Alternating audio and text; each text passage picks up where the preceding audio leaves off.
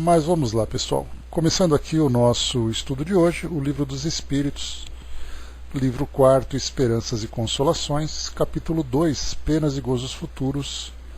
Nós vamos para a questão número 972. Nós vimos no nosso último encontro Kardec perguntando aos espíritos sobre os espíritos puros reunidos no seio de Deus, e então recebeu como resposta que para cantar louvores, né, a Deus. Então explicaram exatamente a natureza ativa dos espíritos. Quanto mais elevados, mais responsabilidades, mais trabalho, mais atividade, né? Diferentemente da ideia dogmática que nós temos, que trata daquele louvor, daquela vida contemplativa por toda a eternidade. E nós pensamos, né, até algo bastante ilógico para nós, imaginarmos alguém viver a eternidade apenas louvando, né? Então a doutrina nos mostra para nós que a melhor forma de louvar é trabalhar e difundir o amor, né? Então, para os espíritos, quanto mais elevados, mais ativos eles são.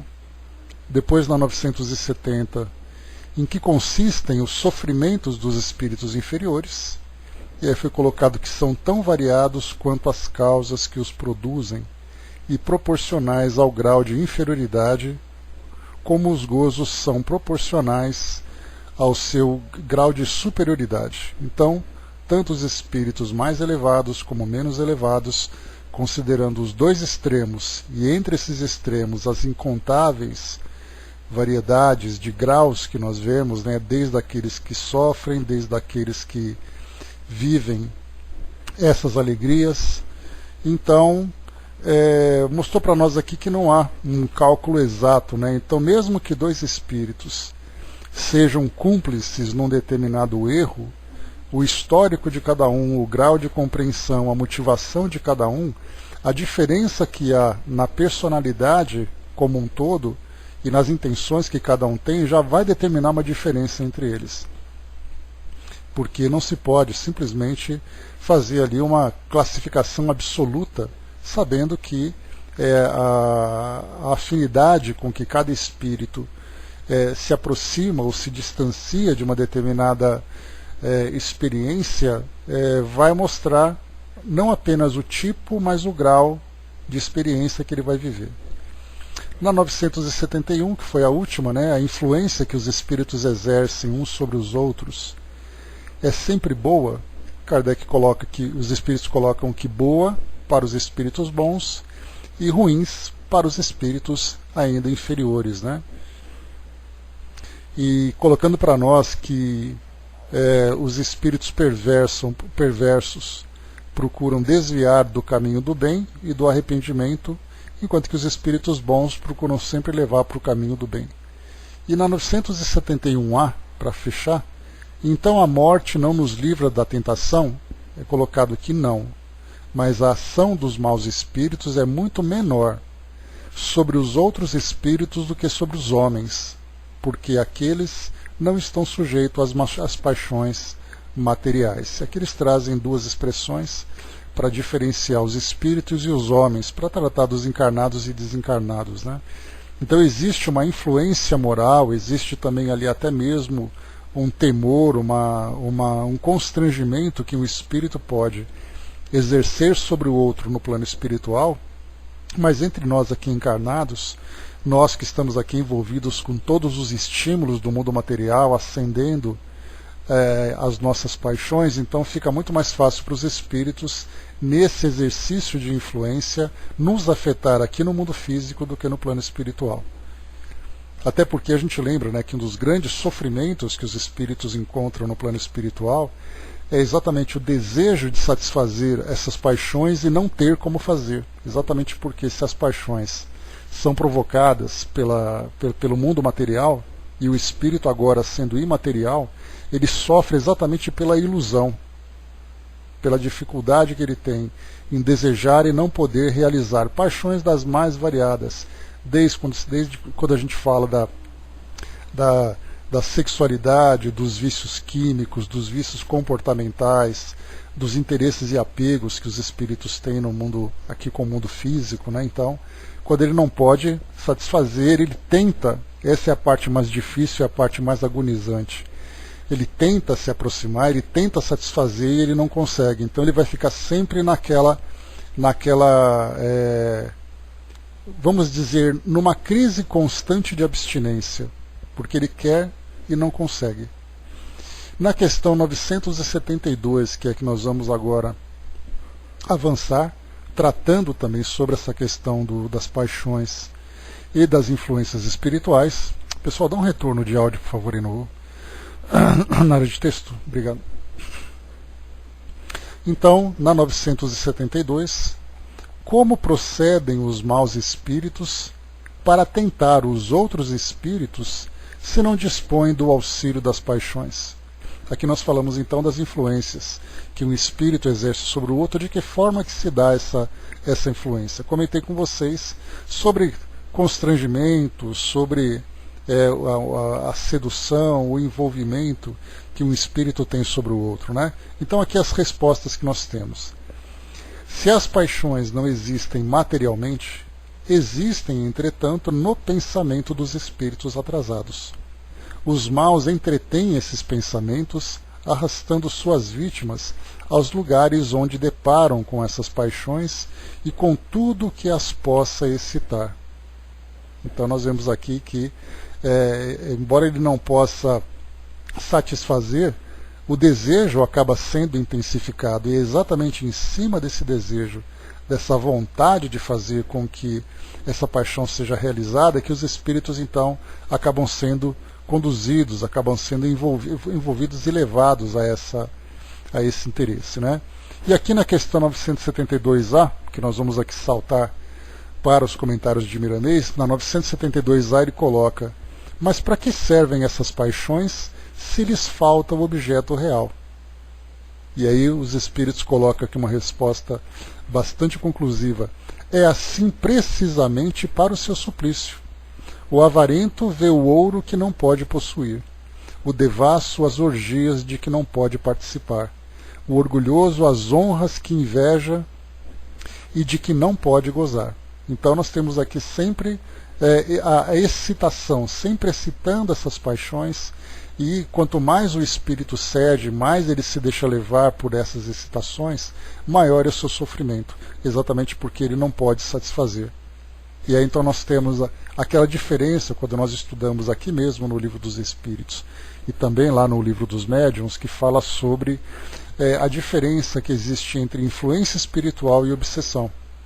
Então o processo obsessivo, de um modo geral, ele acaba tendo ali um motivo, que é exatamente o espírito estar obcecado por aquela pessoa, ele tem um interesse especial por ela, para prejudicá-la, para envolvê-la, mesmo que muitas vezes não tenha intenção, como acontece nos processos obsessivos, quando nós temos ali a questão da desencarnação, onde nós temos familiares, por exemplo, que sofrem intensamente a perda de um ente querido, e esse sofrimento faz com que o seu pensamento seja uma evocação constante, e isso se torna um processo de obsessão. Mas nós temos também a diferença, então, das influências espirituais, quando o espírito, então, apenas envolve um indivíduo para tentar lhe satisfazer os seus interesses, fazer com que ele se comporte, com que ele vá a determinado local, é simplesmente o prazer de ver as suas intenções sendo realizadas. Mas se esse indivíduo deixa de satisfazer esse interesse, ele procura um outro. Então nós vemos que não há, por ele, em especial, na relação pessoal entre os dois, um interesse especial.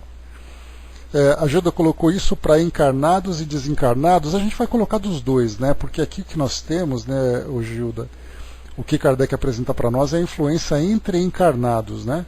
Então, aqui o que eu comentei com vocês é que aqueles espíritos que são instigados a buscar essa satisfação, eles então vão se aproximar dos espíritos que estão encarnados. E é aí que começa então essa relação entre mundo físico e mundo espiritual. mas muitos desses espíritos que se aproximam dos encarnados chegam exatamente porque eles foram instigados, provocados a buscar essa satisfação. Então o espírito, por exemplo, que ele desencarna na condição de um alcoólatra. E aí nós vimos aqui, inclusive, nessa mensagem introdutória, falando sobre a carne é fraca. Então, na verdade, o alcoolismo, embora ele faça com que o organismo crie uma dependência, na verdade, a grande dependência é do espírito, é do princípio inteligente que tem a dependência das sensações do álcool. Então, no plano espiritual, esse espírito continua buscando essa satisfação. Então, ele acaba sofrendo ali as suas crises de abstinência, ele passa por grandes dificuldades.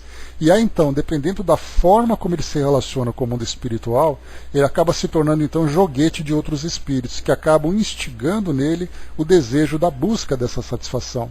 E aí, então, ele acaba se aproximando aqui dos encarnados, frequentando os ambientes onde o álcool, onde aquele comportamento social que nós gostamos, né, de usar esse eufemismo, né? Você fala assim que você só bebe socialmente, mas na verdade o uso do álcool acaba provocando o mesmo efeito. Então nesses ambientes, nessas pessoas, elas acabam se tornando aqueles que vão proporcionar para o espírito um prazer relativo, mas vai ficar sempre aquém daquilo que ele precisa, daquilo que ele deseja, na verdade, satisfazer. Então nós vemos que tudo começa no plano espiritual e acaba chegando aqui no mundo físico. E isso, como eu falei para vocês, para a gente diferenciar o que é um processo obsessivo, o que é um processo de apenas influência espiritual. Porque nós lembramos, né, claro que a obsessão é um tipo de influência espiritual, mas é bastante importante nós diferenciarmos a motivação que cada espírito tem para envolver o encarnado, por exemplo. Então, isso nós estudamos lá no Livro dos Médiuns e vimos ali a diferença, né? Então, como o próprio nome diz, a obsessão é alguém que está obcecado. E essa obsessão, ela tem ali uma intenção pessoal, da mesma forma que, como nós comentamos já também nos nossos estudos sobre essa questão das palavras. Bom dia, Simone. Sobre a questão das palavras, o caso do suicídio e o caso de um espírito que desencarna por negligência.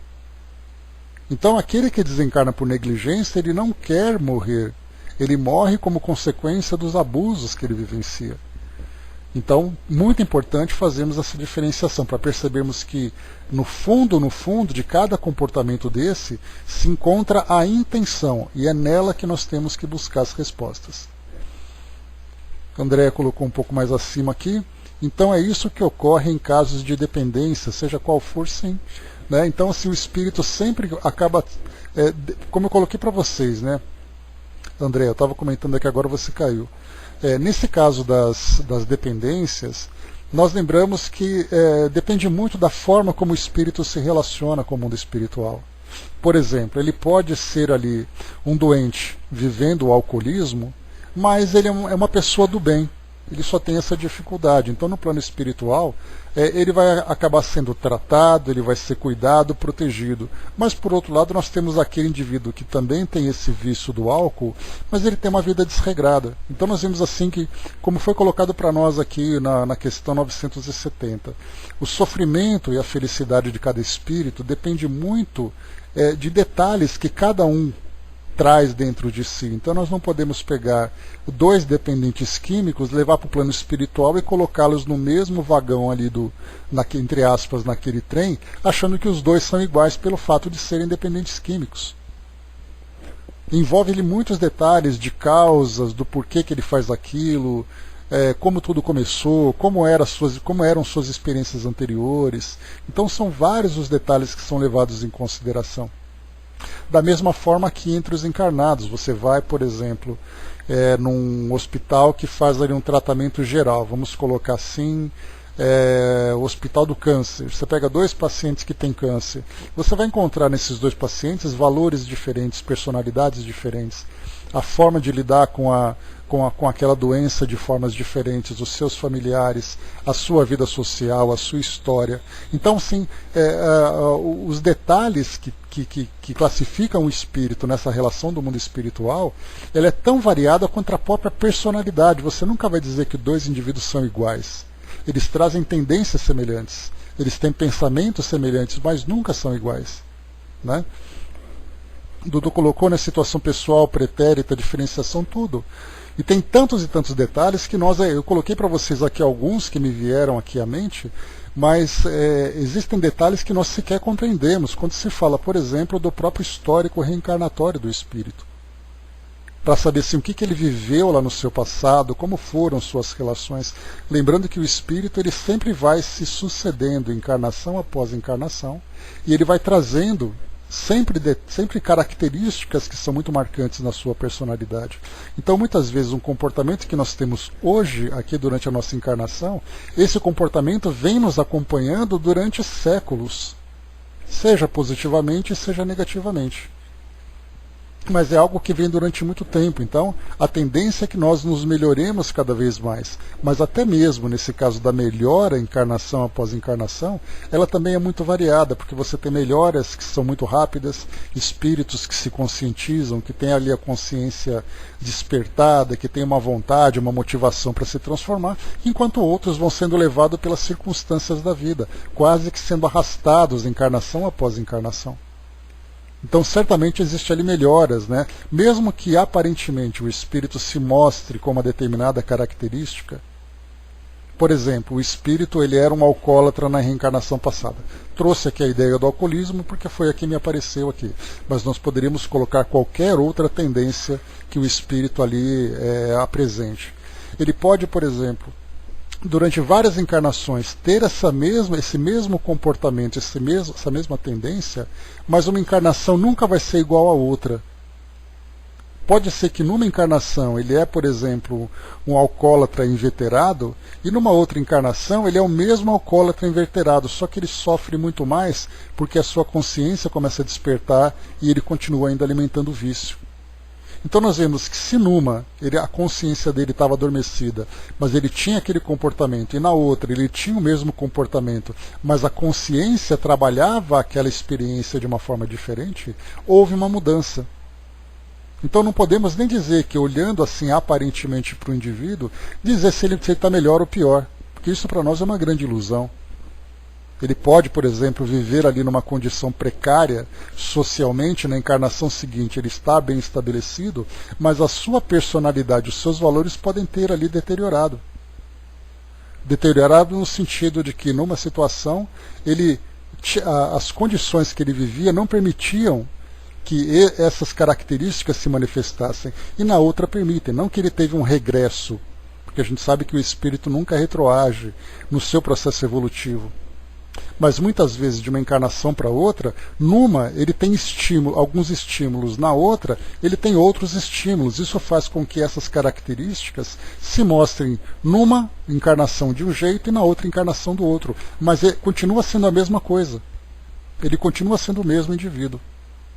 Né? Então por isso que nós vamos tendo sempre que analisar esses pequenos detalhes que vão diferenciando um espírito do outro, um espírito num tempo e num outro tempo, o mesmo espírito, né? Então tudo isso vai se diferenciando. Bom dia, Elcio. Vamos aqui para Miramês então para acompanhar esse raciocínio que ele vai passar para nós.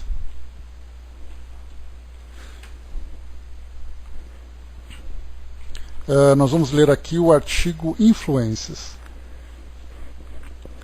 Espíritos convergem para espíritos pela força de atração que uns exercem sobre os outros. Certamente que aqui prevalece a assertiva de que semelhantes atraem semelhantes. Eu lembro do ditado popular que a minha avó dizia, né? Gambá cheira gambá. Isso quando a gente fala, claro, de um modo colocando ali as semelhanças dos aspectos negativos de cada espírito, né? Então, semelhante atrai semelhante. Notamos a ação desta lei mesmo nas coisas materiais. Os animais da mesma espécie se juntam, os pássaros e os peixes. E na ordem dos homens não deixa de ser do mesmo modo. São influências recíprocas. É o buscai e achareis, batei e abrir-se-vos-á. Aqui nesse caso dos homens, né, nós temos que nós nos aproximamos por uma série de características culturais, características sociais, crenças, valores. Nós vamos, né, o nosso próprio grupo aqui hoje, nós nos atraímos por essa semelhança de interesse no mesmo objeto. Mas pode ser, por exemplo, que se eu pegar a sala aqui e transformá-la numa sala de música e começar a colocar as músicas que eu gosto, certamente muitos de vocês vão embora, mas em compensação outros vão se aproximar. E aí nós mudamos de assunto e começamos a debater política. Eu começo a colocar as minhas opiniões, vão ter aqueles que vão se afastar e aqueles que vão chegar. Então, nós vamos nos aproximando, né, uns dos outros em várias experiências da nossa vida. Porque em alguns aspectos nós temos afinidades, em outros aspectos não. Então, o que Miramês traz para nós aqui, só para ilustrar esse raciocínio, é que na própria relação material aqui do mundo, desde o reino animal, nós percebemos que as espécies vão se juntando por essa atração natural. E nós, que somos seres mais complexos, né, como nós estudamos ontem lá no Evolução em Dois Mundos, nós vimos então que nós temos vários detalhes que vão nos aproximando, nos distanciando. E aí nós percebemos, por exemplo, né, que no caso das amizades, das relações afetivas, nós temos ali elementos que fazem com que essas atrações se tornem mais intensas. Agora, no caso das nossas relações cotidianas, nós nos aproximamos hoje porque estamos naquele momento, no momento seguinte já estamos de uma forma diferenciada e assim acontecem as relações. Mas aqui nesse caso, quando nós estamos falando aqui dessa relação entre espíritos inferiores, a gente lembra que só o fato dele ser inferior, ele já apresenta ali uma experiência dolorosa. Se ele se aproxima de um outro espírito que vive essa mesma experiência, a gente lembra que essa dor é aquilo que existe de mais intenso para ele, tanto que provoca sofrimento. Ele vive ali, ele tem o seu trabalho, ele tem a sua família, ele tem as suas relações, mas ele sofre por causa daquilo. Apesar de toda a estrutura que existe em volta dele. Aquilo é o mais marcante. Se você encontra outro que também tem na mesma intensidade, ou muitas vezes maior ou menor, mas é algo marcante na personalidade do outro, existe ali então naturalmente eles vão se atraindo. Eu li um artigo que falava sobre dependentes químicos, né? E há então um dos estágios da dependência química é quando o dependente ele não consegue mais conviver com a família. Porque ele é criticado, as pessoas falam do seu modo de se comportar, do seu modo de se vestir, porque ele deixou de se cuidar, parou de escovar os dentes, parou de tomar banho, não se alimenta direito, então ele vai para a rua. E quando ele vai para a rua, ele vai procurar o quê? Exatamente ali o local, ou as pessoas, locais ou as pessoas que têm o mesmo interesse que ele, apesar de toda a estrutura que ele tem. Então nós vemos que quando nós falamos em espíritos sofredores, esse sofrimento ele é tão intenso, ele é tão marcante, que pode até acompanhá-lo durante várias existências. Então ele chega no plano espiritual de um modo desequilibrado, não chega a ser uma surpresa quando ele acaba sendo atraído por outros grupos que compartilham do mesmo tipo de experiência. Mas aqui ele diz ainda para nós, verdadeiramente, as paixões não existem materialmente. Elas são forjadas na mente e certamente que as suas vibrações negativas interferem no mundo corpóreo, predispondo-o a tais condições. E aqui a história do a carne é fraca. A carne não é fraca, é o espírito que é fraco. Então, quando nós falamos, por exemplo, do dependente químico, em que a droga é para ele a satisfação, na verdade não é o corpo dele que tem uma dependência química, é o espírito que tem a dependência das sensações. Porque é aquela cadeia, né? O corpo absorve, essa substância vai para o seu organismo, afeta o seu sistema nervoso, provoca ali uma reação que repercute no espírito. E aí então ele vai vivenciar a sua vida então vai girar em torno dessa dependência. E isso vai, mais uma vez, para todo tipo de comportamento. A mesma coisa acontece com a agressividade. O indivíduo agressivo não é porque ele é forte, porque ele tem ali um físico privilegiado, é porque a sensação de agressividade satisfaz ao espírito. Se ele é um espírito que, além dessa agressividade, ainda traz um corpo forte, aí então ele consegue extravasar e provocar todos os estragos para ele próprio e para aquele que são as suas vítimas. E aí ele vai se comportar assim dentro de casa, no ambiente social onde ele se encontra. É aquela pessoa briguenta, problemática, e não é porque ele é forte, é porque o espírito traz essa tendência. É isso que Miramês coloca para nós, que essas paixões são forjadas na mente. E aí então, através dessas vibrações, ele vai então exteriorizando isso fisicamente. E aí a gente lembra então, e o espírito no plano espiritual? Ele não tem essa satisfação física, mas o comportamento continua. E aí ele procura sempre, se o espírito não tem aquela proposta de reforma íntima, de se reabilitar moralmente e tudo mais, ele continua dando vazão a isso, do jeito que dá. Só que nesse caso, como as sensações acabam se tornando muito mais intensas quando ele se encontra no mundo físico, ele acaba vivendo no mundo espiritual, naquela vida de fantasias, tentando sempre criar, imaginar aquelas sensações. A gente lembra que essas sensações acontecem, mas ele não consegue satisfazer. Continua dizendo para nós aqui: os espíritos maus dão campo aos pensamentos inferiores, alimentando-os nos seus tutelados, por vezes sem que eles percebam essa influência. Lembra que no plano espiritual a relação entre os espíritos é uma relação mental.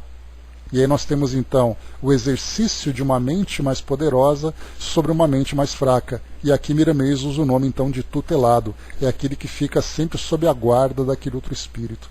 E aí nós já vimos, né, nas várias histórias de André Luiz, que ele vai contando para nós as experiências que existem, né, dos espíritos bons, dos espíritos inferiores. Nesse caso, especialmente dos espíritos inferiores.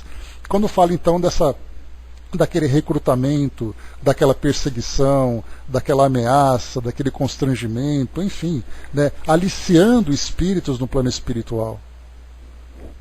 E aí nós vemos inclusive, né, a formação de grupos que trabalham coletivamente. O livro Libertação talvez seja para nós ali uma demonstração bastante clara de como isso funciona, onde você tem uma mente mais poderosa que vai então aliciando outras mentes em condições inferiores, escravizando-as para a satisfação dos seus interesses. Cidizinha colocou, né, tanto é assim que a gente vê o contrário, né, muitas pessoas com corpos frágeis, mas com uma irritabilidade tamanha que acabam prejudicando a si mesmos e aqueles com quem convive. E aí então a gente imagina se esses espíritos, Cidizinha, reencarnam em corpos mais fortes, em condições sociais em que eles podem extravasar tudo isso, né? O quão isso é prejudicial para esses espíritos e para aqueles que estão ali. Né? Então a gente lembra sempre que são veículos de manifestação, ambientes que favorecem essas manifestações. E é então que eu contei para vocês uma história uma vez, né, que falava de um espírito que viveu em condição feminina durante muito tempo. E tinha ali uma grave dificuldade de lidar com a sexualidade. Chegou num ponto em que esse espírito chegou no fundo do poço. E a proposta reencarnatória que veio de uma forma compulsória, imposta para ela, foi fazer com que ela reencarnasse num país islâmico extremamente radical, ortodoxo, e que ela ficasse então confinada naquela roupa, dentro daquela sociedade, e que ela não pudesse extravasar esse sentimento. Foi a única forma que eles encontraram de fazer com que ela se reabilitasse. Através de uma educação mais rígida, de uma educação punitiva para um comportamento desvirtuado que ela viesse a ter.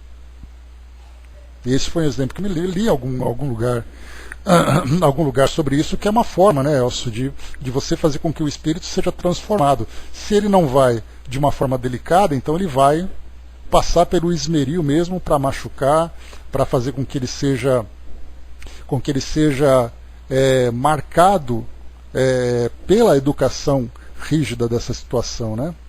E isso, a mesma coisa, né? aquele texto sobre a prece de uma mãe, né, que orou pelo filho doente ficar bom, e a prece dela foi atendida, e ele se perdeu. Então é exatamente isso, né? Meu filho, ele é um garoto bom, ele está doente e tal, os espíritos fizeram ali a intervenção, e aí então assim que ele melhorou, ele começou a se tornar agressivo dentro de casa, começou a dar vazão ali às suas tendências, e aí então a doença voltou. É exatamente assim que funciona, né? Ou você se desenvolve pelo amor, ou pela dor. Mas vamos lá, continuando aqui para nós, né? Eu li só o trechinho aqui do início. Então ele falou de novo aqui, né? Os espíritos maus dão campo aos pensamentos inferiores, alimentando-os nos seus tutelados. Por vezes percebam essa influência. Aí já é um outro ponto aqui também, que fala sobre aquela questão da hipnose, né? Da influência à distância. Nós já vimos isso em várias situações das obras de André Luiz. Então o espírito se encontra num local, mas a mente dele se encontra conectada com outro espírito. E esse é um processo que, embora a gente leia isso com muita naturalidade, é um processo que nós desconhecemos. Porque nós imaginamos assim que você pensa, aí o pensamento mobiliza os fluidos, e ele vai a uma distância muito rápida, e vai a uma distância muito grande, muito rápida, encontrando um outro espírito que está conectado. Ok, muito interessante essa colocação. Mas como isso acontece exatamente? Será que é possível ver isso acontecer? Isso não é possível para nós. Então, quando ele fala aqui sobre essa influência que existe de um espírito sobre o outro, sem que muitas vezes aquele que tem uma mente mais fraca, uma personalidade mais fraca, seja influenciado por outro espírito, sem que ele perceba, e aí então vem tudo aquilo que os espíritos ensinam para nós sobre, né, até mesmo você subjugar um outro espírito com a força do seu pensamento, a ponto de fazer, como nós já vimos, por exemplo, nos livros de Manuel Filomeno de Miranda, a ponto de você deformar o perispírito daquele indivíduo. De tanto você bombardear na mente dele que ele é daquele jeito, que ele não presta, que ele deveria desaparecer, que esse espírito deveria morrer, e ele começa a absorver esse pensamento, e ele começa a se fechar em si mesmo, formando, por exemplo, aquilo que André Luiz traz para nós dos ovoides. Que o espírito vai se fechando, se fechando, se fechando, até se tornar quase que inconsciente, embora a sua mente continue ativa. E essa força desse magnetismo que nós também não compreendemos direito. Mas ele diz ainda para nós, esses espíritos, quando de certa categoria intelectual, aí nós já falamos dos espíritos inteligentes, né? Agem nos intervalos dos pensamentos dos homens, ou mesmo de seus companheiros mais atrasados, para os comandarem no sentido de suas más inspirações, ao passo que os espíritos superiores usam o mesmo método para induzi-los ao bem comum. E aqui nesse caso, né, dos espíritos mais elevados, né, essa influência se dá com o mesmo mecanismo, mas sempre respeitando o livre-arbítrio. Enquanto que no caso das obsessões, dessas influências negativas, já não existe livre-arbítrio. Existe simplesmente ali a vontade do mais forte sobre o mais fraco, né? O Flávio coloca aquela ideia da segunda morte, né? Só que na verdade, de fato, né, o espírito continua ali existindo, que é um tema também bastante polêmico, né, Flávio? Mas a gente vê ali que teoricamente, né, aliás, tecnicamente, isso não é viável. Mas vamos lá, ele diz ainda para nós. Vivemos sob influências de todas as ordens.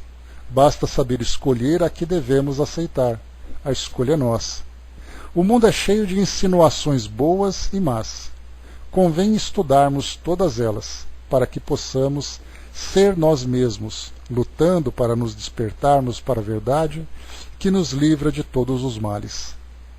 Os espíritos malfazejos influenciam os espíritos menos experientes, por vezes se servindo de médium para influenciar os encarnados. Há um processo de influências desconhecido pelos homens, a não ser para os espíritas bem orientados, que procuram imediatamente recursos na prece e no trabalho, na meditação e na reforma íntima, sendo essa última a mais acertada para os livrarem das más influências. Então ele coloca para nós aqui nesse trecho, há um processo de influências desconhecido pelos homens. Aí ele fala dessa influência sutil, silenciosa, imperceptível, mas que ela vai minando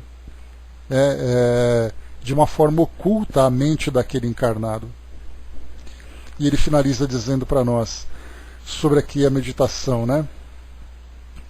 Antes André colocou nisso que eu tinha dúvida, né? No caso de uma influência mais forte, nós perdemos o livre-arbítrio, né? Só com a mudança de pensamento a pessoa pode se livrar. O Kardec já falou sobre isso, Andréia, e ele diz para nós que há aqueles casos em que o espírito chega numa condição de tamanha submissão que somente com o auxílio de alguém de fora que pode contribuir. Aí nós temos ali os casos, por exemplo, né, dos processos de subjugação que Kardec tratou na Revista Espírita, inclusive. Então a pessoa não consegue, ela não tem mais vontade, ela não tem mais disposição de reagir diante daquilo. E aí acontece exatamente como a doença física, né? Se o nosso sistema de defesa, o nosso sistema imunológico não consegue reagir a uma doença, nós recorremos então ao tratamento médico, com cirurgias, com medicamentos, com internações, etc. Né? Então, é o que acontece, por exemplo, no caso moral. Se você não consegue mais lutar contra aquilo, aí então nós temos a intervenção daqueles que, tanto no plano espiritual como no plano físico, acabam ali fazendo a intervenção para ajudar aquele espírito. E isso quando é detectado esse tipo de situação, quando esse espírito consegue reagir, mas a gente vê que nem sempre isso acontece. Tanto é assim que acontece em muitos suicídios, porque o espírito é induzido a essa prática. A mente dele é trabalhada de tal forma que ele vai se desvalorizando até o momento em que ele se destrói. E se isso acontece, mostra exatamente ali que o livre-arbítrio não pode ser violado. O auxílio chega, mas não é o espírito não é forçado a fazer isso. Sim, é que nós que temos assim uma relação comum não, vamos dizer assim, uma relação de estudos, de vivência espírita e tudo mais, é muito diferente de nós trabalharmos em casas espíritas em que eles fazem esses tratamentos para grandes desobsessões. Porque é lá que nós vamos encontrar exatamente esse modelo. Vamos ver as pessoas chegando, as pessoas sendo trazidas por familiares numa condição lamentável, que você percebe que a pessoa perdeu completamente a vontade de existir. E aí então, por causa dessa falta de vontade, são conduzidas a esse trabalho, e é aquele trabalho contínuo. Então nós não vemos isso no nosso cotidiano. Seria mais ou menos você falar de um paciente que vai ser hospitalizado numa UTI, sendo que você não tem contato com UTI, você não sabe qual é exatamente a realidade daquele paciente. A mesma coisa acontece para esses pacientes que vão, entre aspas, para essa UTI fluídica no caso, tanto no plano espiritual, né, como também pelos próprios encarnados também nos centros espíritas. Né? Então, é um processo que é uma deterioração gradual, que vai se estendendo e tudo mais, até chegar nessas condições mais graves. O Flávio colocou, me lembro que em uma reunião mediúnica o espírito começou a conversar dizendo que era um pensamento solto, não se via, não via ninguém. O esclarecedor foi conduzido à conversa, perguntando quem tinha emitido esse pensamento. Aí, conversando, ele percebeu que era ele que emitiu o pensamento, né? Foi o início do tratamento para restabelecer o perispírito. Né? Então, é realmente muito confuso, principalmente quando o espírito não tem qualquer tipo de compreensão sobre a realidade do plano espiritual. Ele não sabe que ele é um espírito desencarnado, ele não sabe o que é a força do pensamento, então ele perde completamente a noção da sua realidade. Né? Então vamos lá. O Elcio colocou aqui para nós, né, aquilo que já faz parte dele porque permitiu tal coisa, né, no caso da obsessão, exatamente porque é algo que vai acontecendo a longo prazo. Né, então, como a gente lembra sempre, né, a obsessão ela acontece o Kardec ele apresenta para nós aqueles 3 graus de obsessão, né, que é a obsessão simples, aí você tem ali a fascinação e depois o mais grave que é a subjugação. E aí tem o 4º também, que nesse caso seria a possessão, mas a possessão ela tem 2 duas formas de serem analisadas, né? Você tem tanto uma possessão que ela tem características de um processo obsessivo grave, como você tem a possessão que não necessariamente traz um prejuízo. Tanto é assim que Kardec analisou um processo de possessão de um amigo desencarnado que tomou posse do corpo do outro amigo, né, de uma jovem, e ela ficou do lado ali, separada, olhando ali, se divertindo com o que estava acontecendo. Então a possessão não é algo necessariamente ruim. Eu até coloquei para vocês, né, muitas vezes nós encontramos, se formos, por exemplo, num centro espírita, onde se faz cirurgia espiritual, e aquele médium fica incorporado durante horas para fazer aqueles trabalhos todos, né? E a pergunta fica, mas nesse trabalho em que ele fica durante horas, utilizando o corpo do médium, nesse caso, ele está ali simplesmente envolvendo o médium e o médium está ali presente, acompanhando durante horas todo aquele trabalho, ou é um processo de possessão em que o espírito se desloca temporariamente para que o espírito desencarnado ocupe o corpo dele para fazer aquele trabalho? Aí é coisa que nós aqui encarnados nós não conseguimos ver, porque nós vemos apenas a incorporação. Mas o processo, a forma como esse processo acontece, poderia ser observado dos bastidores, digamos assim, né? Então, a ideia que eu queria passar para vocês esse avanço gradual. Começa com uma obsessão simples e pode passar direto para um processo de subjugação. Lembrando que a fascinação, geralmente, ela acontece com pessoas que trazem ali, que fazem um trabalho mais intelectual, né? Você pode, por exemplo, envolver um religioso, você pode envolver um político, você pode envolver um médium, você pode envolver alguém que tem ali uma capacidade de influenciar com suas ideias. Então você vê um espírito que é um fascinador e ele faz com que aquela pessoa acredite que a sua verdade é a verdade absoluta.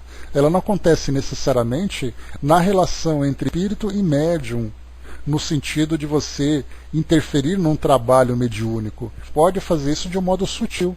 Aquele espírito fica tão fascinado com aquilo. Nós vemos, por exemplo, situações que podem acontecer em seitas, em grupos que são radicais, que nós vemos aí pelo mundo afora. Imaginar, por exemplo, naquelas seitas em que pessoas saem de suas famílias, abrem mão de suas vidas e se entregam de corpo e alma para um determinado líder religioso. Isso é um processo de fascinação. Porque a pessoa fica fascinada por aquela ideia, fica bombardeada que realmente ela encontrou o Salvador, que ali é o caminho da felicidade e tudo mais. E aí nós vemos na história, por exemplo, e outras seitas em que houve suicídio. E você pensa, mas como é que essas pessoas podem chegar nesse ponto de cometerem suicídio coletivo, de algo ativo? Vem exatamente da ideia de uma mente sobre a outra e também acontece nesse processo de fascinação. Então lembre que a fascinação não é algo que acontece somente no centro espírita. Claro que o estudo voltado para a fascinação, nós vamos ver bastante isso, né? Charles Mason, Tim Jones e outros tantos que vão aí colocando este registro na história, né? E líderes políticos, né? Imaginar, por exemplo, no caso de um nazismo, de um fascismo que nós vimos aí na história, com toda essa destruição, como é que aquelas pessoas perderam tanto a razão a ponto de chegar nessa condição tão destrutiva? Nós vemos ali um processo de fascinação, porque isso envolve tanto o plano físico como o plano espiritual. Não é apenas você ver as pessoas aqui livres, leves e soltas, vivendo no mundo físico. Existe uma relação. Tem até um livro bem interessante, que eu já comentei com vocês, O Mundo Espiritual e a Guerra. Me esqueci o autor. O autor é Kai Barchutel, e o médium, eu me esqueci o nome dele agora. Mas nesse livro ele fala sobre a Segunda Guerra Mundial. E ele mostra as forças militares do eixo e também dos aliados, e fala dos bastidores do mundo espiritual, a quantidade de espíritos que estavam envolvidos, influenciando esses líderes, esses generais, esses comandantes todos. Então nós vemos assim que tanto na religião, como na política, como na guerra, como em filosofias, nós encontramos isso o tempo todo. E o mundo espiritual usa esse artifício da fascinação. Porque a fascinação é apenas nós olharmos assim o que causa no indivíduo. É ele ter exatamente essa fixação, essa monoideia em torno daquele tema, provocado por um espírito, e ela absorve isso como sendo a sua realidade. O Braço colocou lá em cima, no interior de São Paulo, um garoto apossou de sua prima, ela passou a ter um comportamento dele, né? Porém a família era espírita e esperou o tempo necessário para o espírito deixar. Né? Então isso acaba acontecendo, e muitas vezes, né, Braço, o espírito nem tem a intenção de fazer isso, de prejudicar alguém, mas ele precisa daquele contato, ele precisa se aproximar daquelas pessoas e tudo mais, e ele acaba depois provocando esse efeito. Né? O Flávio colocou, tem muita encarnação de encarnado para encarnado. A fascinação acontece entre espíritos, né, Flávio? O que nós vamos encontrar são espíritos em ambientes diferentes, em condições diferentes. Né? Não é esse, Flávio. Esse é O Mundo Invisível e a Guerra, mas é outro livro. Não é esse nome, não. Eu me esqueci o nome. Esse livro é do Schutel, né? Do Caibar Schutel foi que trouxe para nós essa visão sobre o mundo espiritual. Eu esqueci o nome dele. Ai, me esqueci agora. O livro é de Abel Glasser, que é o médium, e o espírito é Caibar Schutel. Coloca Caibar Schutel, Abel Glasser e Guerra. Vai aparecer o nome de algum livro ali. E o tema vai acontecer, né? De várias formas, né, Ana? Vemos isso hoje, né? Nós vemos isso em várias formas. Nós temos, então, como eu coloquei para vocês, sistemas políticos, nós vemos ali religiões que são fundadas, né? Então, temos várias situações que são colocadas. Então, lembra que a fascinação nada mais é do que você instigar o pensamento em alguém. Guerra no além, isso, obrigado, esse mesmo. Então, você instigar. Se você puder, Flávio, copia a sinopse e coloca para nós aqui na área de texto, por favor. Qualquer ideia que seja destrutiva e que provoque essa fixação vai trazer esse mesmo efeito. Né? Até na época de Jesus, né, os cristãos eram vistos dessa forma, que ele era ali um falso profeta e as pessoas eram seguidoras cegas. Era assim que acontecia. Ainda mais quando tinham sacrifícios, né, os cristãos que se entregavam para serem mortos nas arenas. Uma pessoa de fora dizia assim, essas pessoas são loucas. Elas perderam completamente a razão. E o que é exatamente perder a razão? Aí você tem ali, para aqueles casos destrutivos, você tem ali você perder a razão por ficar fascinado. No outro caso, você tem paixões, muitas vezes exacerbadas, que provocam isso. Né? Deixa eu ver aqui. Deixa eu ver. Descreve a interação que une os dois planos da vida, especialmente durante as duas guerras mundiais que abalaram a humanidade, enfocando seus bastidores e a influência dos espíritos na sua eclosão. A vida no umbral, seu ambiente completo, suas disputas intensas, são retratados numa linguagem simples e esclarecedora. Conhece-se um pouco mais a colônia espiritual Alvorada Nova, né, que é exatamente ali de Caibar, dos livros dele, fala bastante sobre a Alvorada Nova. Né? Então, temos aí, né? Então, essas fascinações e tudo mais. No caso que a gente vem comentando aqui, né, de espírito para espírito, isso acontece também. Então nós falávamos sobre essa ligação que colocou, essa ligação que existe mente a mente, de uma mente mais forte influenciando outra mente. Então, vemos isso, né? A Angelina colocou para nós, tivemos um senhor que a família nos ligou preocupados, porque ele conversa com um ser que para os parentes só ele vê e que, no caso, é uma mulher que quer casar com ele, né? E está preocupado porque a família não quer deixar, né? Então, é caso de obsessão que a gente encontra também, né?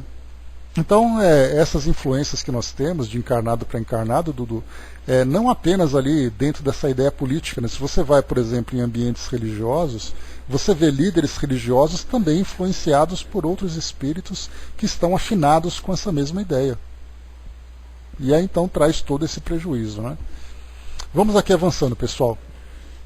O roteiro aqui está bem interessante, né? Ele continua dizendo para nós aqui, no caso, o Miramês. Vivemos sob influência de todas as ordens.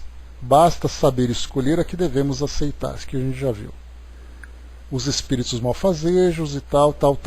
Existe intercâmbio de espírito para espírito que foge à nossa análise.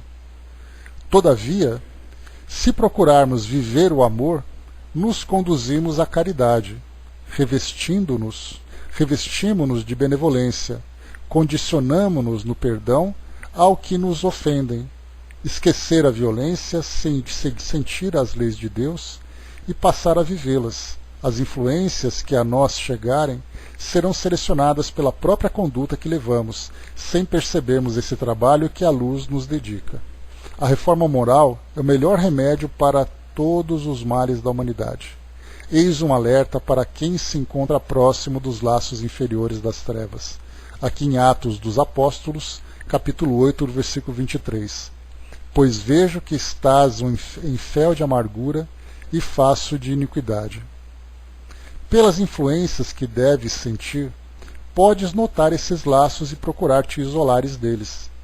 Pelos processos que os grandes espíritos nos ensinaram, acompanhar o Cristo é o melhor caminho.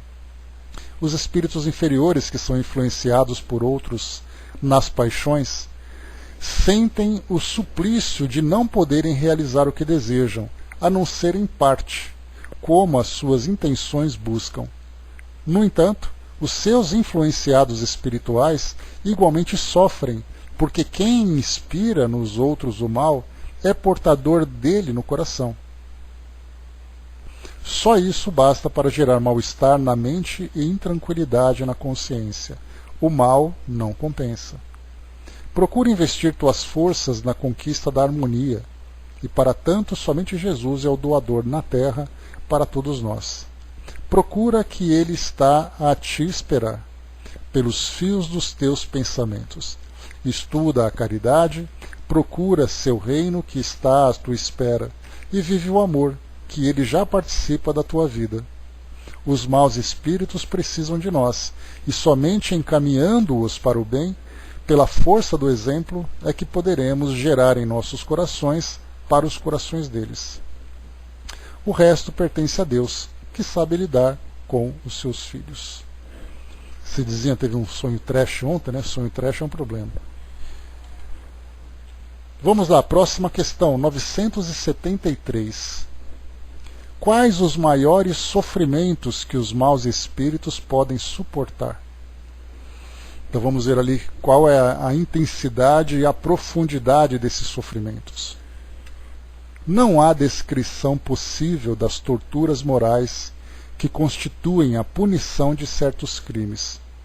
Os próprios espíritos que a sofrem teriam dificuldades de vos dar uma ideia, mas seguramente a mais horrível é o pensamento de serem condenados para sempre. Aqui a gente já lembra rapidamente, né, do estudo que nós fizemos. Qual é o nome do livro que nós estudamos de André Luiz antes do Evolução em Dois Mundos? Que eu esqueci. Que André Luiz estava naquele posto de atendimento, naquele ambiente vibratório inferior. Me esqueci o nome do livro. Eu tenho uma dificuldade enorme de lembrar os livros de André Luiz.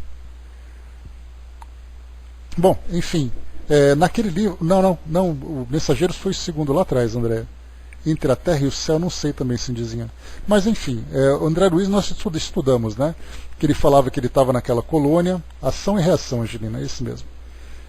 Que ele estava naquela colônia, aí naquela colônia, fora dela, ele via aqueles redemoinhos, aqueles furacões com espíritos sendo engolidos, essas tempestades provocadas pelos distúrbios, pelos desequilíbrios mentais e emocionais daqueles espíritos, que eles caminhavam naquelas caravanas, encontravam aqueles abismos, aquelas valas com espíritos ali presos, né, que não conseguiam sair.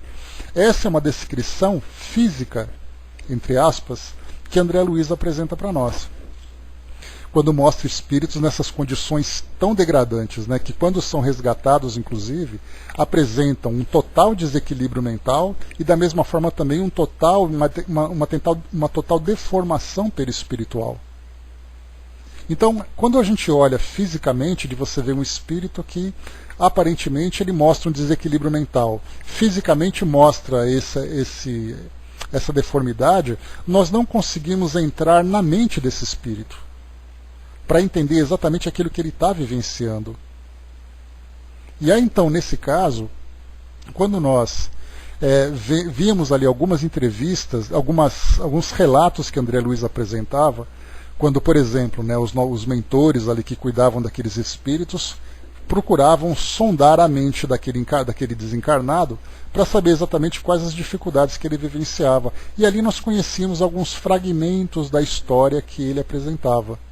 Da mesma forma nós encontramos lá nos Mensageiros, quando André Luiz, então, fazendo aquela viagem do plano físico, do plano espiritual de nosso lar para o plano físico, ele parou naquele posto de atendimento onde tinha aquele barracão, aqueles barracões com centenas de espíritos ali adormecidos.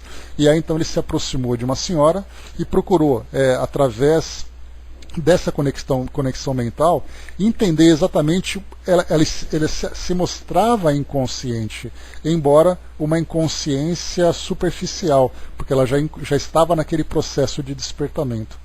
Mas nessa conexão mental ele pôde ver um pouco do que ela via, aquele pesadelo contínuo daquele assassinato que ela tinha provocado, que ela tinha matado o marido, se não me engano, a história, né?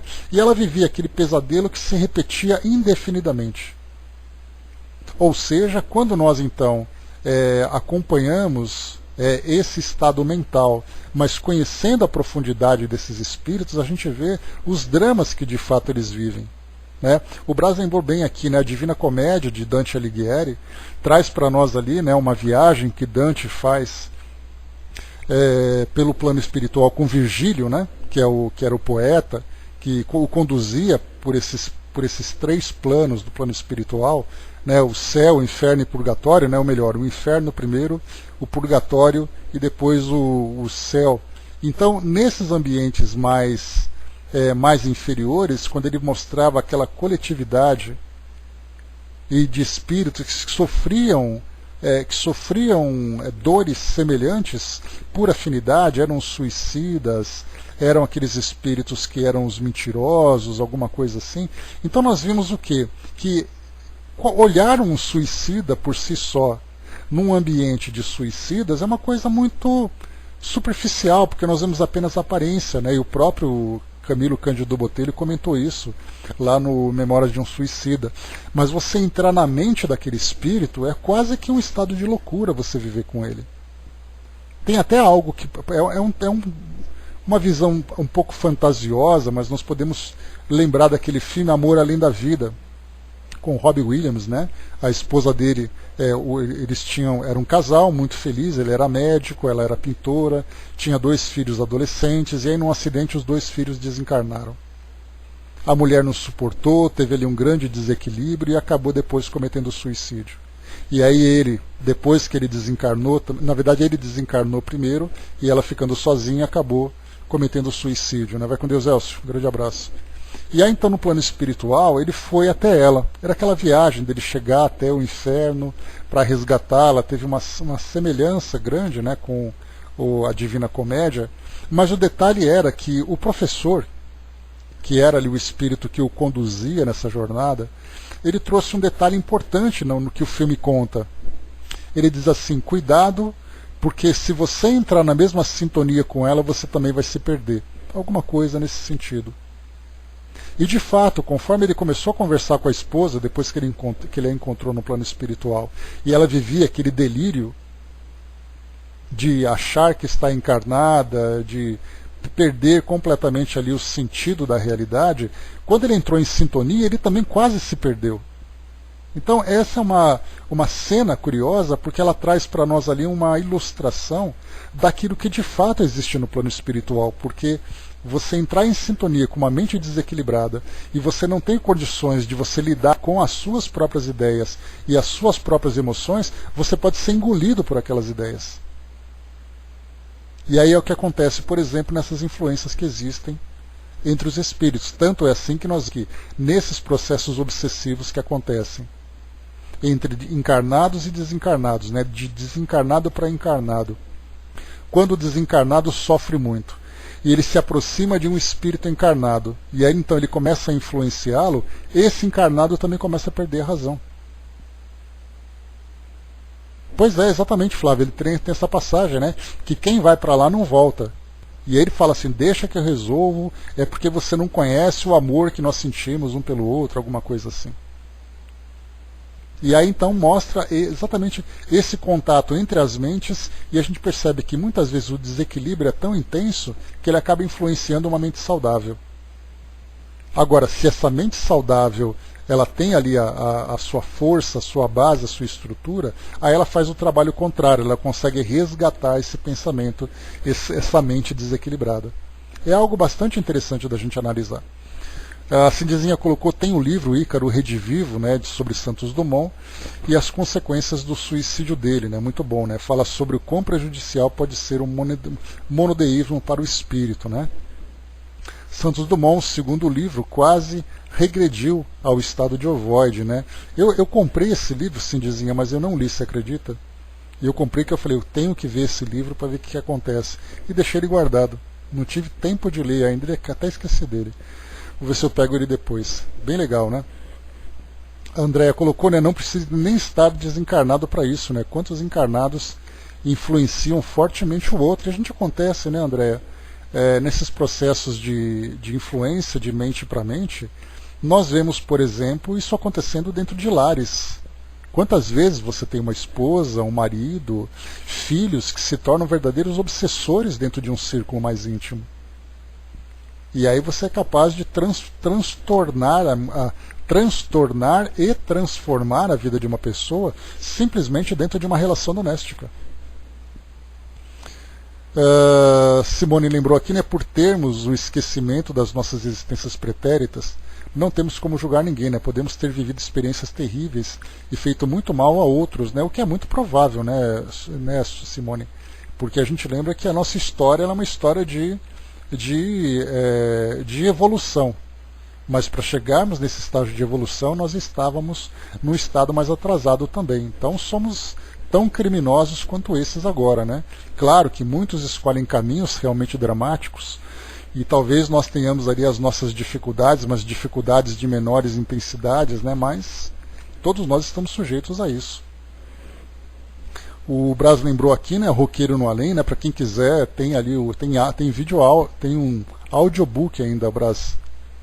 Eu me lembro que meu computador deu um problema, eu fiquei 2 semanas sem computador, sem internet na época, né? Fiquei 1 semana sem internet.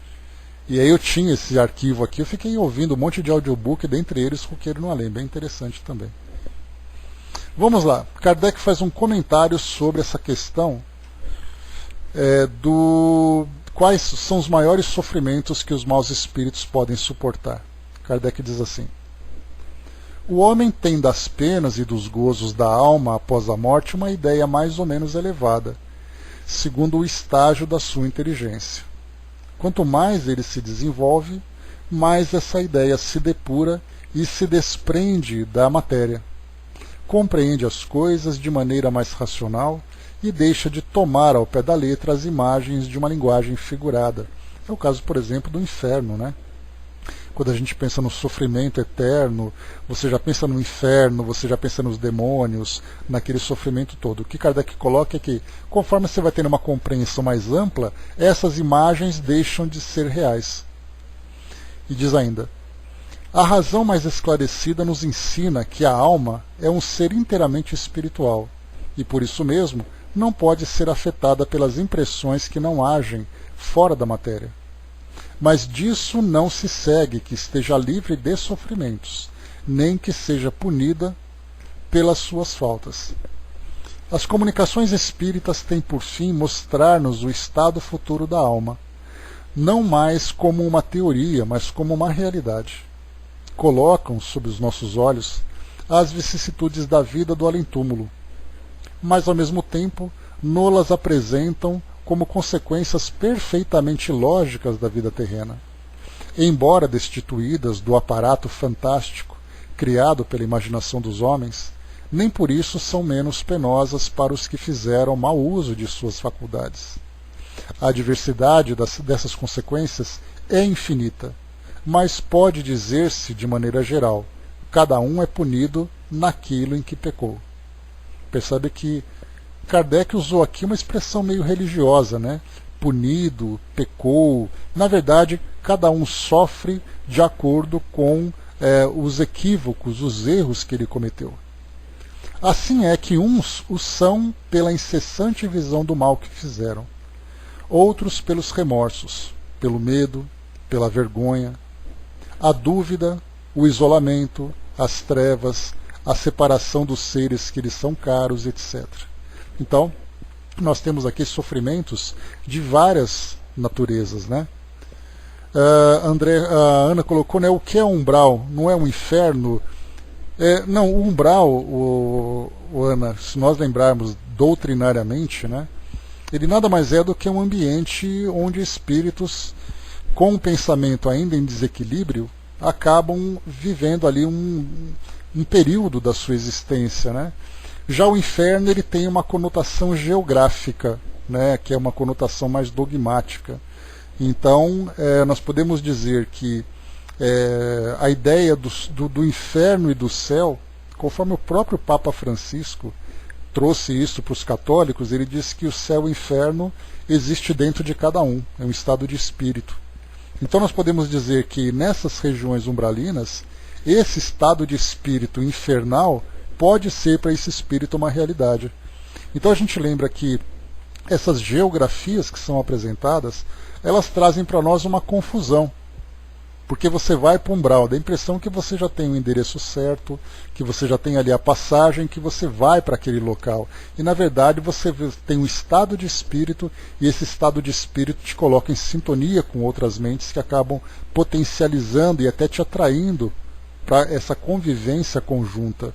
Então, essa é a diferença que nós temos de pensar em geografia, né? Não tem uma posição geográfica, ele tem uma localização, mas a gente lembra que no caso do inferno dogmático, ele fica no centro da Terra para onde vão todos os espíritos maus condenados. Né? Então essa é a diferença que a gente coloca. Né? Então a localização dessas comunidades é muito diferente de você imaginar um inferno como um local fixo. Essa é a parte importante da gente lembrar. Da mesma forma você falar que você está no céu, olhando para cima, e inferno olhando para baixo. Então nessa geografia simples, localizada, é diferente de nós falarmos nessas comunidades que são organizadas no plano espiritual. Então, nesse sentido que eu comento que não podemos dizer que existe uma geografia, é aquele local para onde você vai. Esse estado infernal você pode viver ele tanto encarnado como desencarnado, a gente sabe disso. Né? Então, é apenas essas palavras que acabam limitando demais a realidade do plano espiritual, simplificando demais o plano espiritual. Marion colocou para nós, né, acredito que todos nós passamos pelo umbral, nós é que determinamos o tempo que ficamos. Né? Na verdade, Marion, a definição de umbral, a gente lembra que umbral no dicionário nada mais é do que o portal aqui da porta. Você passa no umbral da sua casa todos os dias. Quando você entra por uma porta, né, é o batente. Esse batente é o umbral. Então, quando a expressão umbral foi cunhada por André Luiz, diz assim exatamente que esse local de transição, ou esse estágio de transição entre a vida física e a vida espiritual. O tempo que você vai ficar nesse estágio vai depender exatamente desse estado de perturbação que o espírito vive após a desencarnação. Que pode ser rápida, pode ser demorada. Né? Então, muitas vezes ela é tão rápida que nem se percebe. Porque o espírito rapidamente já entra em sintonia, né? já tem a consciência desperta para essa realidade. Né? Dudu colocou, não seria porta larga ou porta estreita? Não, é porta mesmo, Dudu, só porta. Né? O simbolismo de porta larga ou porta estreita do Evangelho fala sobre as facilidades e as dificuldades que o espírito vivencia. Né? Dificuldades, porta larga no sentido de você extravasar as suas tendências inferiores e tudo mais, e a porta estreita no sentido de você impor a si mesmo as limitações, as restrições, os sacrifícios, vamos dizer assim. Então a porta larga simboliza as facilidades da vida e a porta estreita os sacrifícios, né? E nesse caso valorizando esses sacrifícios que vão permitir que o espírito chegue ao mundo espiritual mais depurado, porque essas facilidades todas englobam esses vícios que nós vivemos, essas tendências inferiores, né? Então esse é o sentido de porta larga e porta estreita. Chaconete colocou, não acho que seja só da igreja, né? Na verdade, Chaconete, a gente lembra que essas ideias de plano espiritual de uma forma dogmática, ela foi difundida pela igreja, né? O simbolismo, né? Tanto era assim que no Evangelho, Jesus, quando ele falava sobre a Geena, que era aquele local, naquela região, onde era ali o lixão, onde tudo era queimado e tudo mais, ele usou esse simbolismo, dizendo assim, olha, os espíritos maus vão passar por aquilo, ó. E aquela ideia acabou, para aqueles estudiosos, acabou levando isso como sendo uma realidade, dizendo que o espírito mau vai ser queimado junto com o lixo naquele todo e tal. Então esses dogmas acabaram sendo difundidos e sendo tomados como uma realidade, não como um simbolismo. Por isso que quando nós estudamos os evangelhos, nós temos que ter um estudo muito profundo para a interpretação. Não apenas para a leitura direta, para a leitura ao pé da letra do que está sendo apresentado. Porque, do contrário, uma palavra que foi dita, nós vamos levar como uma realidade, mas ela representa um símbolo. E isso distorce completamente aquela realidade. Né? Então, por isso que a gente coloca, a igreja lançou essa ideia, porque ela se tornou ali a porta-voz do plano espiritual aqui no mundo ocidental. Né? Pecado também, Ana, a mesma coisa, né?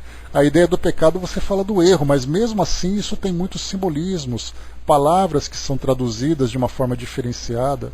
É muito difícil para nós pegarmos palavras do Evangelho e levarmos ao pé da letra na sua tradução. De 2000 anos os vocabulários mudaram muito. As traduções foram muito mexidas, interpretações foram feitas de acordo com cada escola. Não dá para dizer que ele falou assim. Ele deu uma ideia nesse sentido. Então, essa dificuldade que nós temos hoje em estudar o Evangelho vem exatamente dessas interpretações. Por isso que é um grande desafio. Nós vemos grupos discutindo de uma forma feroz que está escrito isso, está escrito aquilo, e você vai nos originais, era um sentido completamente diferente. Quantas e quantas traduções bíblicas nós temos hoje? Aqui no Brasil, mais de 30 traduções. Qual é a tradução certa? Até mesmo entre nós espíritas, né, do professor Severino Celestino, Haroldo Dutra Dias, os dois fizeram traduções dizendo que fizeram do original. Aí você vai numa igreja evangélica, você vai encontrar um estudioso da Bíblia que disse que esteve lá em Israel, que tinha um amigo que era professor de hebraico, que ele também ajudou a fazer uma tradução. E qual que é o certo? É uma grande dificuldade nós trabalharmos com uma língua, que línguas mortas principalmente, línguas que foram muito mexidas, idiomas que foram transformados, né? Pois é, sabe-se Deus, né? Todas essas mudanças que aconteceram. Então, na verdade, a mensagem principal, e é isso que Kardec reforça bastante na introdução do Evangelho segundo o Espiritismo, é nós pegarmos ali o sentido moral do Evangelho. Né? Porque, do contrário, nós vamos nos perder nesses simbolismos, nesses dogmas, nessas histórias que são contadas. Isso vai criar uma grande confusão. Então, nos atenhamos ao aspecto moral do Evangelho. Isso que é o mais importante. Bom dia, soldado. Bom dia, Carol. O Flávio colocou aqui embaixo, né, um dos grandes problemas do mundo são as línguas. Né? Quando a humanidade falar uma só língua, provavelmente será mais fácil. Né? E como a gente sabe que isso nunca vai acontecer, né, Flávio? Então, teremos problemas sempre com isso. Mas enfim, meus amigos, vamos encerrando por aqui o nosso trabalho. Vimos aqui então Kardec colocando para nós, né, sobre as diversas dores, as diversas dificuldades que são enfrentadas pelos espíritos, né? Cada um ali colhendo os frutos daquilo que semeou, daquilo que vivenciou. Então, esse foi o tema que nós estudamos nessa questão 973, e a próxima, 974, que fala sobre a ideia do fogo eterno e tudo